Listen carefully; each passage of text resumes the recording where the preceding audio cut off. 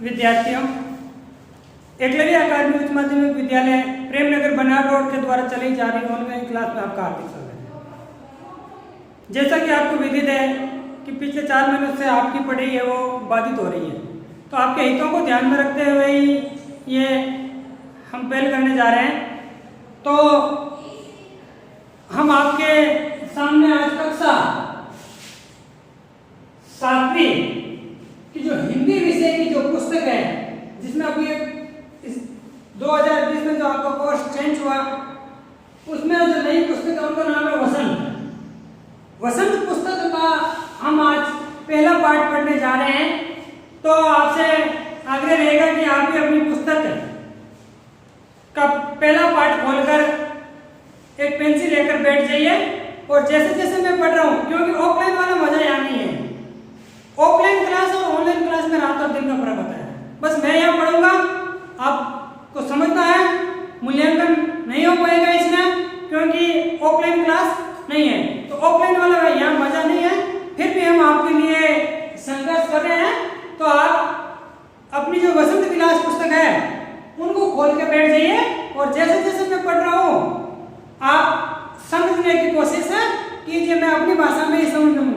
जैसी भी किताब की भाषा है उनसे हटकर हम अपनी भाषा में इनको सीखने की कोशिश करेंगे।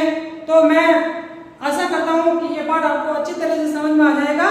तो पहला पाठ कविता के रूप में हमारे सामने प्रस्तुत है और कविता का नाम है हम पंछी उन्मुक्त गगन के। ये तो है आपकी कविता। और इनके कवि का क्या नाम है? कवि का मतलब ये लिखने वाले। ये कविता किसने लिखी? शिव मंगल सिंह सुमन।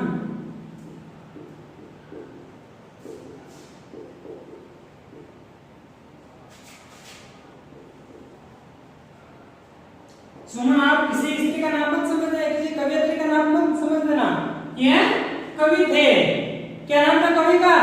शिव मंगल सिंह सुमन। कौन सी कविता लिखी? हम पंछी उन्मुक्त गगन के।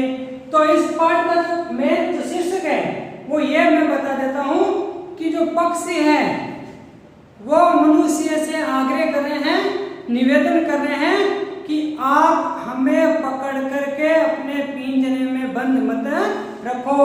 हमें आजाद परिंदे हैं, हम स्वतंत्रता रूपी जीवन यापन करना चाहते हैं, तो आप हमें स्वतंत्रता पूर्वक जीवन को जीने दो। यही इन पक्षियों की या इन पंछियों की विनती है। तो पाठ का जो मुख्य भाव है आपको समझ में आ गया होगा कि जो पक्षी है, पंछी, पंछी का मतलब क्या होता है? पक्षी। उन्मुक्त यानी खुला, विचरण करना, घूमना, गगन यानी आकाश, आसमान के। हम कैसे पक्षी हैं? आकाश में स्वतंत्रता से विचरण करने वाले पक्षी हैं। और ये हमें ही कह रहे हैं पक्षी कि हम आजाद हैं और हमें आजादी रहने दो। आप अपने घरों में हमें पकड़ कर कैद मत करो। आप हमारी भावनाओं को, आप हमारी आकांक्षाओं को दबा रहे हो। तो इसका सीधी सी बात है कि पक्षी किसी के गुलाम नहीं रहना चाहता है। बताओ, गुलाम कौन रहना चाहता है? कोई किसी के अंडर में काम क्यों करना चाहेगा? स्वतंत्रता पूर्वक कष्ट मिले तो भी अच्छी बात है, लेकिन गुलामी में रहकर किसी भी सुख सुविधाएं दे दो आप उनको वो रास नहीं आएगी, उनको वो रुचेगी नहीं। इस पाठ में पढ़ेंगे, बताएंगे कि पक्षियों को सोने के पिंजरे में बंद कर रखा है, लेकिन उनको सोना है, वो सुहाना अच्छा, सोना का पिंजरा है, उनको अच्छा नहीं लग रहा है। कटोरी है जो सोने की है, चांदी की कटोरी में आप उनको दाना दे रहे हो, फिर भी उनको अच्छा नहीं। क्यों अच्छा नहीं लगता है? क्योंकि वो बंद है, कैद में है। और कैद में रहकर आपको भी किसी के कैद में करके फिर अच्छा खाना खिलाओ, आपको रुचिपूर्ण नहीं लगेगा। और आपको आजाद करके रुखी सूखा खाना खिलाओ, आपको अच्छा लगेगा। यही बात करें। मुख्य भाव पक्षी मनुष्य से निवेदन कर रहा है कि हमें खुला रहने दो, आजाद रहने दो। तो इसमें यह तर्क बनता है, पक्षियों को मनुष्य कैद करना, मनुष्यों के द्वारा कैद करना उचित है या अनुचित है? उचित है या अनुचित है? अनुचित है। क्यों? क्योंकि उनकी भावनाओं के साथ आप खिलवाड़ कर रहे हो। तो हम इस पाठ को शुरू करने जा रहे हैं। आप भी अपनी पुस्तक खोल पहली पंक्ति है, इसमें कविता है।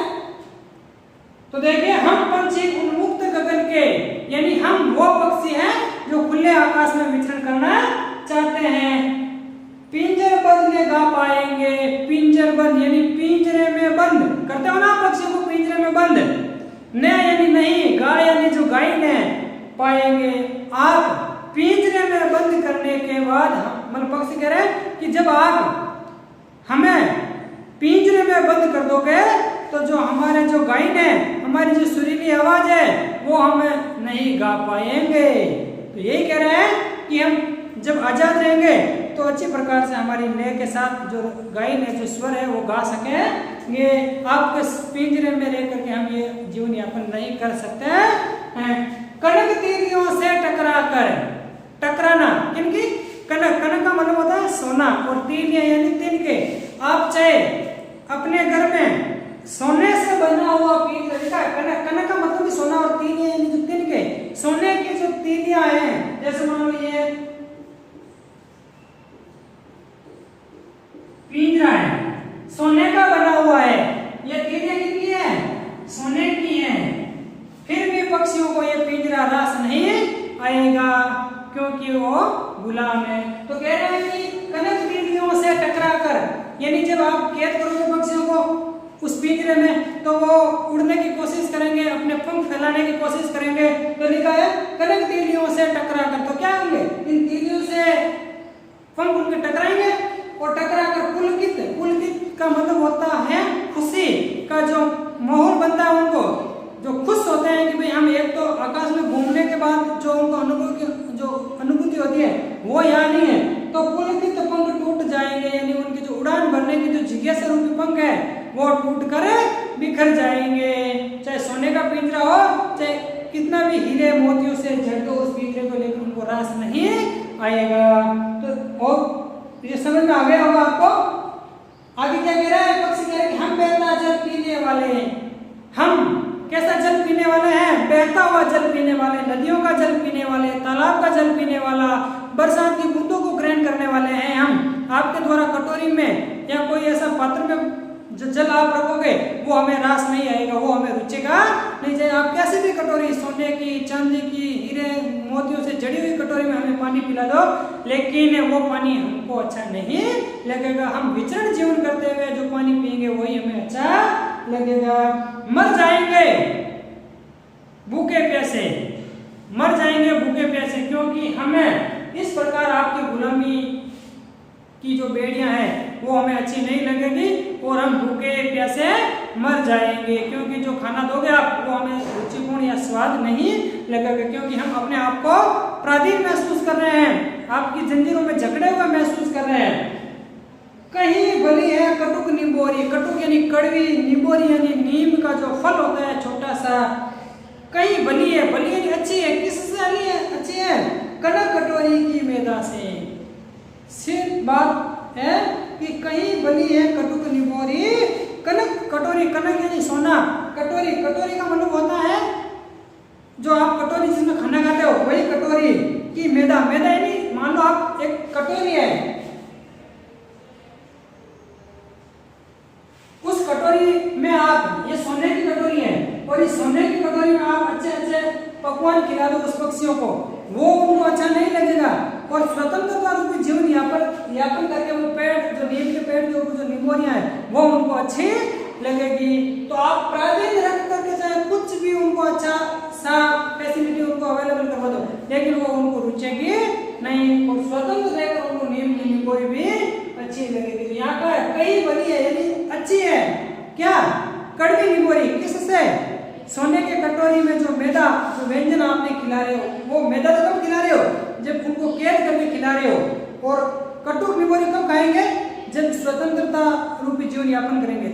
तो यही इस पहले जो पद है, जो काव्यांश है, इनका हिंदी अनुवाद है। तो सीधी सी बात, आप अंदर डीप में जाकर सीधी सी बात है कि पक्षी मनुष्य से निवेदन कर रहे हैं कि हमें खुले रहने दो, आजाद रहने दो, आप हमें कैद मत करो। दूसरा देखो इसका जो शब्दार्थ है, देख लो। पंछी यानी पक्षी, उन्मुक्त यानी खुला, गगन यानी आकाश, पिंजरबद्ध यानी पिंजरे में बंद, न यानी नहीं,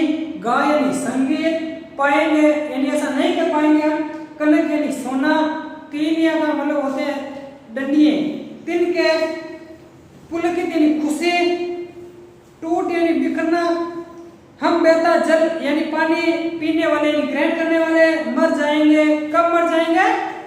कब मर जाएंगे? जब आप हमें गुलामी की बेड़ियों में रखोगे।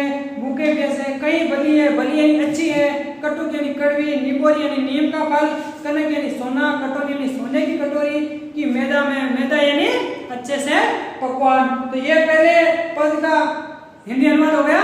अब दूसरे पद, इसमें हम कुल 3 पद दे रखे हैं, तो 2 का आज पढ़ रहे हैं, बाकी का हम कल पढ़ लेंगे।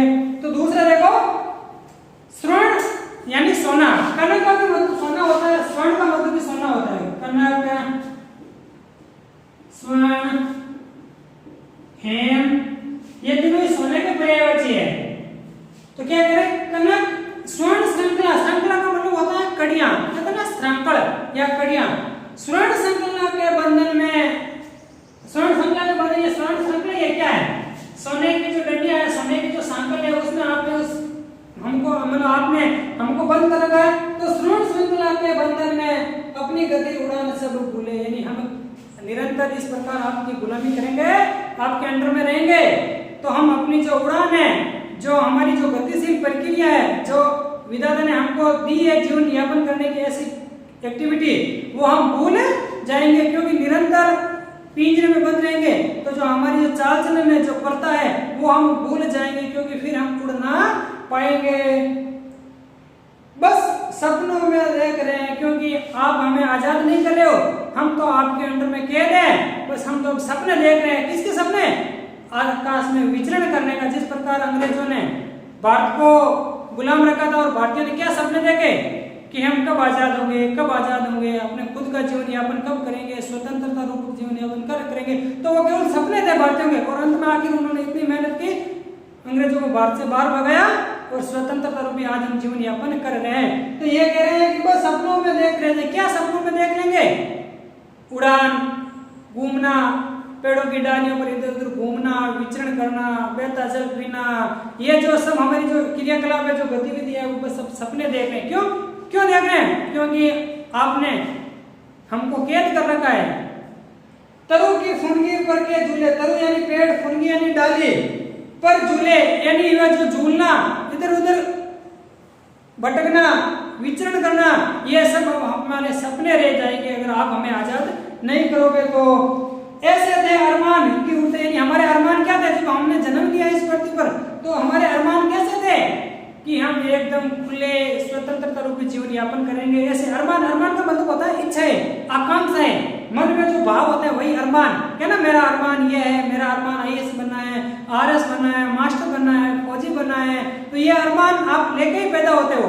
आप किसी के अच्छे कार्य देखते हो, किसी की वाहवाही देखते हो, प्रशंसा देखते हो, तो आप कह रहे हैं कि एक दिन मैं भी ऐसा बनूंगा। तो यही अरमान है। तो पक्षी के अरमान यही है कि हम खुले विचरण करें, नीले नीले नीले रंग का, नभ यानी आकाश की सीमा पाने, यानी हमारी यही इच्छा है कि हम पूरी जो आसमान है उनकी सीमाएं नाप लेते, लेकिन अब नहीं नाप लेते। क्यों नहीं नाप रहे?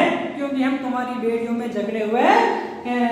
लाल किरण से चोंच खोल, चुगते तारक अनार के दाने। हमारी यही इच्छा थी कि जो आकाश में जो तारे हैं वो हम चुगने की कोशिश भी करते थे। लिखा ना, लाल किरण की चोंच खोल, यानी अपनी चोंच को खोल करके चुगते यानी चुगना, तारक यानी तारे, अनार यानी जो तारे रूपी। यहाँ अनार के दाने की बात कर रही है, और अनार को किन की संज्ञा दी? तारों की। कि तारों के समान जो अनार के दाने हैं वो अपनी खुद की इच्छा से हम इधर उधर घूम करके चुगने की कोशिश करते थे, लेकिन अब ऐसा नहीं हो सका। क्यों नहीं हो सका? क्योंकि एक मनुष्य की जो पूरी करतूत है, इन वजह से ऐसा नहीं हो सका है। तो ये विमुख मतलब बोल नहीं सकते हैं ऐसे प्राणी, इनकी आप भावनाओं को दबाए नहीं, हर समय पक्षियों को आजाद रहने दो। किसी भी पक्षी को आप बंधक बनाकर नहीं रखिए। ये बंधक बनाकर रख रहे हो तो उनका अपमान है, उनकी भावनाओं के विरुद्ध है। तो इसमें देखो जो शब्दार्थ है, स्वर्ण यानी सोना, संकल यानी एक संकल, बंधन यानी बंध जाना, गति यानी चलन चाल, सब भूले यानी भूल जाना। बस सपना यानी जो स्वप्न है, जो कोई कल्पनाएं हैं वो, तरु यानी पेड़, फुनगी यानी डाली, झूले यानी झूलना, ऐसे थे अरमान। अरमान का मतलब इच्छा है। नीले यानी नीले, नीले नद यानी जो नीला रंग का आसमान है, सीमा यानी एक निश्चित शोर, लाल किरण यानी लाल किरणें, चोंच यानी पक्षियों का जो चोंच होती है, चुगते यानी चुगना, तारे अनार यानी तारे रूपी अनार के दाने चुगने की इच्छा करती है।